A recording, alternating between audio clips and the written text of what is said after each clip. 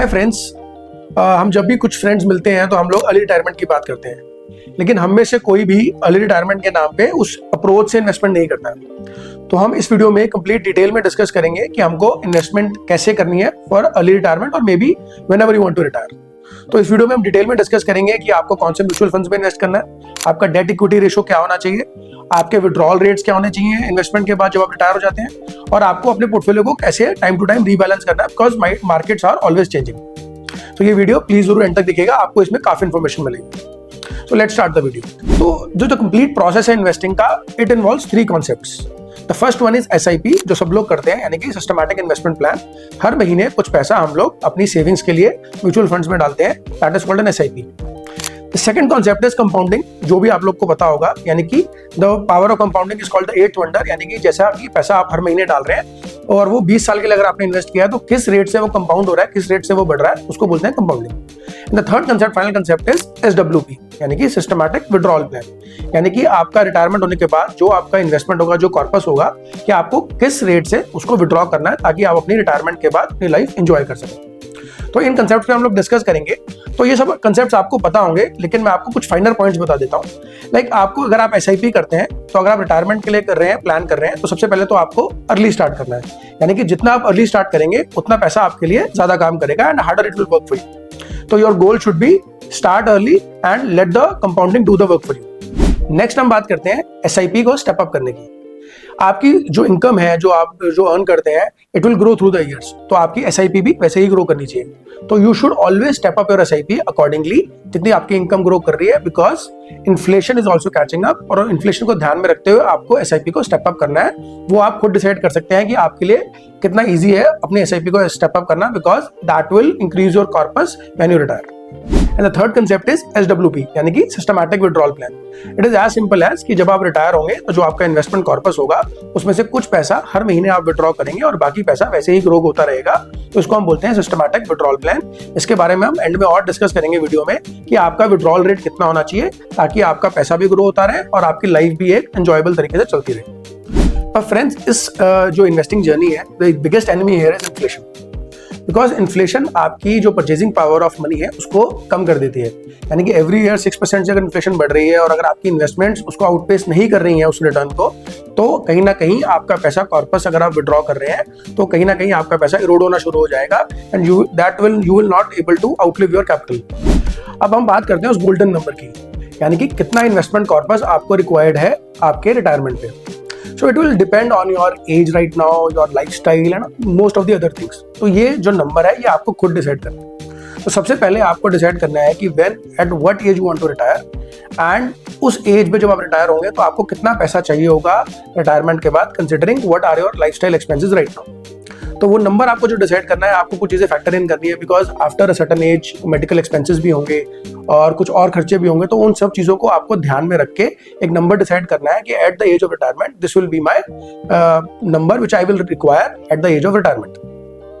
तो आपको सेकंड में कंसीडर करना है, इन्फ्लेशन भी कंसीडर करना है कि आज का इन्फ्लेशन है और after 20 years if you are thinking, तो उस 20 ईयर्स के बाद क्या इन्फ्लेशन नंबर्स हो सकते हैं, तो आपको वो भी ध्यान में रखना है। तो ये कुछ चीजें हैं जो आपको ध्यान में रख के आपको कैलकुलेट करनी है एक कॉर्पस में। There are lot of investment calculators, corpus calculators online available online, जो आपकी एज, लाइफस्टाइल और इन्फ्लेशन को ध्यान में रखते हुए ही आपको एक कॉर्पस का कैलकुलेशन देते हैं। So that is a rough ballpark figure. वो ऊपर नीचे हो सकता है because investments will also be up and down, but एक कॉर्पस फिगर आपके दिमाग में जरूर होना चाहिए कि वो ±10% तो चलेगा, बट एक फिगर आपके दिमाग में जरूर होना चाहिए कि आपको क्या करना है, बिकॉज वो आपको प्लानिंग में हेल्प करेगा। Now, what is a solid retirement plan? A solid retirement plan consists of investments that is a mix of gold, debt and equity. तो आपको उन तीनों चीजों को ध्यान में रखते हुए ही अपने फंड्स को चूज करना है। Now the question comes like what should be the ratio in which you should decide. For me, a solid retirement plan should consider having 50% of your investments in equity that will help you beat inflation as well as increase your wealth. That will be your wealth creator. And 50% of your investments should be in debt and gold. The ratio can vary depending on the fund you choose, because these 50% will give you stability as well as diversification. अब हम particular बात करते हैं कि आपको किन instruments में invest करना है, यानी कि आपके जो म्यूचुअल फंड्स हैं वो क्या होने चाहिए। तो सबसे पहले तो आपको चूज करना है a hybrid mutual fund. A hybrid mutual fund like a multi asset और not a multi cap but a multi asset fund, जहां पे आपको इन्वेस्टमेंट्स मिलेगी गोल्ड में, इक्विटी में और डेट में in different ratios depending on the fund you choose.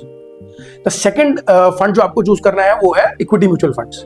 Equity में depending on your risk profile and the kind of returns you want, you can choose index funds, large cap funds, or maybe a combination of large and mid cap funds.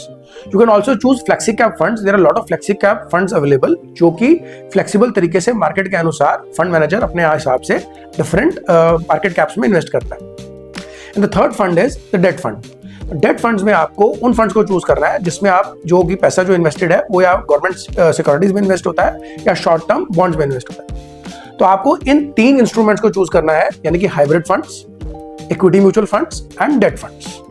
But आपको ध्यान रखना है कि the ratio of debt to equity in overall, यानी कि जो भी funds में आप इन्वेस्ट कर रहे हैं, आप ओवरऑल चेक कर लेंगे कि जो रेशो होगा डेट टू इक्विटी का वो 50-50 होना चाहिए। अब हम बात करते हैं कि आपको when you are nearing retirement, so there will be a lot of needs that will come. तो आपके कुछ इमीडिएट नीड्स होंगी, कुछ मीडियम टर्म नीड्स होंगी, कुछ लॉन्ग टर्म नीड्स होंगी। तो अगर आप उन्हीं को ध्यान में रखते हुए भी आज अगर इन्वेस्टमेंट्स करेंगे तो it will be very beneficial for you. यानी कि अगर आपकी इमीडिएट नीड्स है लाइक 2-3 मंथ्स का एक्सपेंडिचर जो है वो आपको एक लिक्विड फंड में डालना चाहिए, तो आपको उसके अकॉर्डिंग ही प्लान करना चाहिए। फिर कुछ मीडियम टर्म नीड्स होती हैं, उसको मैंने डिवाइड किया है, यानी कि आप 18 मंथ्स का जो आपका एक्सपेंसेस है उसको आप अपने मीडियम टर्म नीड्स के लिए रखें। तो उसके लिए आप शॉर्ट टर्म डेट फंड्स को चूज कर सकते हैं या इंडेक्स फंड्स को भी चूज कर सकते हैं। और अगर मैं लॉन्ग टर्म नीड्स की बात करूं, यानी कि आपको एक 18 महीने का और रिजर्व रखना चाहिए जो कि आपको इंडेक्स फंड्स और हाइब्रिड फंड्स में रखना चाहिए, और बाकी फंड्स को आप अपने इक्विटी में रख सकते हैं ताकि वो आपका वेल्थ मल्टीप्लाई कर सके and help you beat inflation. हमने बात की इमीडिएट नीड्स की, तो that means there should be a corpus to incorporate some emergency funds as well, because after a certain age medical expenses catch up। तो अगर तो आप एक गवर्नमेंट एम्प्लॉई हैं, you have the benefits of government, और या आपके पास एक पेंशन आती है, तो या आपके पास और कुछ सोर्सेज ऑफ इनकम है, then you can think of avoiding और keeping a small emergency fund. But अगर आपके पास ये सब फैसिलिटीज नहीं है तो आपको एक इमरजेंसी फंड जरूर बनाना चाहिए, because after a certain age this will help you avoid any kind of stress in that age. तो ये इमरजेंसी फंड जो मैंने बताया इमीडिएट नीड्स के लिए या मीडियम टर्म नीड्स के लिए, इसको आप लिक्विड या डेट फंड्स में या कुछ इंडेक्स फंड्स में भी रख सकते हैं। अब हम बात करते हैं जब आप रिटायर हो चुके हैं। सोचिए कि आप आज से 20 साल बाद अपने रिटायरमेंट एज पे खड़े हैं और आप सोच रहे हैं रिटायरमेंट लेने का। आपका एक रिटायरमेंट कॉर्पस आपके पास पड़ा है, ना डिसाइडिंग कि आपको विड्रॉल कैसे लेना है। तो आपको सोचना होगा कि आपका जो विड्रॉल रेट है वो आपके इन्वेस्टमेंट या जो रिटर्न्स है उससे ज्यादा नहीं होना चाहिए, बिकॉज अगर ज्यादा होगा then it will start eroding your capital. और आपके पास कुछ इमरजेंसी टाइम्स भी आएंगे जिसमें आपको पैसे की जरूरत पड़ेगी, तो उस टाइम भी आपका जो विड्रॉल रेट है वो उतना होना चाहिए ताकि वो उसको अफोर्ड कर सके। अगर आप विड्रॉल ज्यादा कर लेंगे और अगर आपका विड्रॉल रेट आपके जो इन्वेस्टमेंट रिटर्न्स उससे ज्यादा होगा, तो कहीं ना कहीं your savings will be depleted before your age. तो इसलिए जो बोला जाता है कि sensible withdrawal rate is around 5 to 6% annually. तो क्योंकि अगर आप सोच रहे हैं कि रिटर्न्स अगर आप 12% से कंपाउंड कर रहे हैं आफ्टर सर्टेन टाइम, अगर आप 6% विड्रॉ कर रहे हैं, then you will not be able to deplete your resources. आपके रिसोर्सेज भी आपके पास रहेंगे, you will have a healthy mindset, और आपके रिटर्न्स भी अकॉर्डिंगली बढ़ते रहेंगे। तो इसलिए आपको ये सब ध्यान में रखते हुए ही आज आपको अपनी जो इन्वेस्टमेंट जर्नी है उसको प्लान करना है। और एक और बात दोस्तों, अगर आपका सपोज विड्रॉल रेट 8 to 10% है एंड मार्केट बहुत वॉलेटाइल है, सपोज 2-3 साल का एक डाउन टर्न आ गया मार्केट्स में, और आपका जो विड्रॉल रेट है उस टाइम 8 to 10% है and the market is negative, this will deplete your capital, this will Erode your capital. तो आपको ये भी ध्यान में रखना है कि अगर आपका ऐसा डाउन टाइम आता है या मार्केट्स में डाउन टर्न आता है, तो आपको उस दौरान अपने कैपिटल या अपने विड्रॉल रेट को कम करना है। So the thing is simple, start with a conservative withdrawal rate in the initial years of investment so that you don't deplete your savings. So the point here is having a flexible withdrawal strategy so that you withdraw less during the market when the markets are down and you withdraw more when the markets are up. तो हम last में बात करेंगे portfolio rebalancing की, कि आपको portfolio rebalancing किस तरह से देखनी है, because the markets will be moving and your investments will also be moving according to the market. तो अगर आप उसको रीबैलेंस नहीं करेंगे तो कहीं ना कहीं जो आपका डेट इक्विटी रेशो 50-50 का होना चाहिए वो मिसमैच होएगा, या तो डेट इक्विटी रेशो डेट बढ़ जाएगा या इक्विटी बढ़ जाएगी। यानी कि अगर मार्केट्स अप में है, मार्केट्स अच्छी चल रही हैं, तो आपका जो इक्विटी है वो बढ़ जाएगा as compare to your debt, और अगर मार्केट्स खराब है तो भी ऐसा होगा। तो आपको इन सब चीजों को ध्यान में रखते हुए अपने पोर्टफोलियो को रीबैलेंस करना है। But it is a complex process and it also involves tax implications. तो इसलिए इसको आपको बहुत ध्यान से करना है और बहुत ही मिनिमल तरीके से करना है, यानी कि आपको बहुत मिनिमली करना है। ये नहीं कि आप हर 2 महीने 3 महीने बाद इसको ऊपर नीचे कर रहे हैं। You have to have at least time frame of 1 to 2 years before rebalancing, because it will also involve tax implications. अगर आप इक्विटी बुक करेंगे तो कहीं ना कहीं आपको टैक्स पे करना होगा। तो कहीं ना कहीं the purpose here is simple, you have to maintain your debt to equity ratio to 50-50। समझिए कि अगर कहीं मार्केट तेज है and your equity has move to 60%, तो कहीं ना कहीं आपको 60% को रीबैलेंस करके डेट फंड्स में डालना है, यानी कि आपको इक्विटी को सेल करना है उतनी अमाउंट में, and you have to buy debt funds so that your ratio becomes 50-50। It is simple maths. और ध्यान रखिए, जब भी आप रीबैलेंस कर रहे हैं तब हमेशा इक्विटी से करेंगे या हाइब्रिड फंड से करेंगे। यू विल सेल हाइब्रिड और equity and buy debt funds. Never do the opposite, because market जब नीचे होंगी इट विल ऑटोमेटिकली बैलेंस। देखिए द पॉइंट हियर इज कि मार्केट्स ने लॉन्ग टर्म में ऊपर ही जाना है and the equity will always outbeat your debt funds. तो कहीं ना कहीं हमें पता है कि इक्विटी आउटबीट करेगी, तो इसलिए आपका जो पर्पस होना चाहिए वो इक्विटी को ही रिबैलेंस करना है, ना कि डेट को। बिकॉज अगर कहीं ना कहीं डेट फंड्स बढ़ चुके हैं इक्विटी से, तो कहीं ना कहीं मार्केट नीचे है और आप इक्विटी को जो कल बाद में जो मार्केट भागेगी या मार्केट में अप मूव आएगा, तो कहीं ना कहीं आप वो अप मूव मिस कर दोगे, because debt funds will give you less return as compare to equity. So simple purpose here is to maintain your allocation and not chase momentum. तो पर्पस आपका सिर्फ ये है कि आपको अपने कैपिटल को प्रिजर्व करना है और एक एंजॉयबल लाइफ जीनी है। Because this corpus is simply a way to an enjoyable and not the purpose here is to make money. जो भी आपने पैसे कमाने थे आप रिटायर होने से पहले कमा चुके हैं।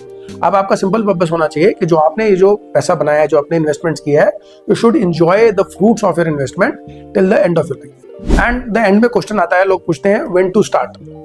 तो मेरा यहाँ पे एक सिंपल आपसे एक रहेगा, the best time to plant a tree was 20 years ago and the second best time is now। तो अगर आपने नहीं किया प्लानिंग शुरू या रिटायरमेंट प्लानिंग इन्वेस्टिंग नहीं शुरू किया है, the best time is right now. And जो भी मैंने चीजें बताई प्लीज उनको ध्यान में रखिए कि रीबैलेंसिंग कैसे करनी है, डेट इक्विटी रेशियो क्या होना चाहिए, जो भी हमने डिस्कस किया।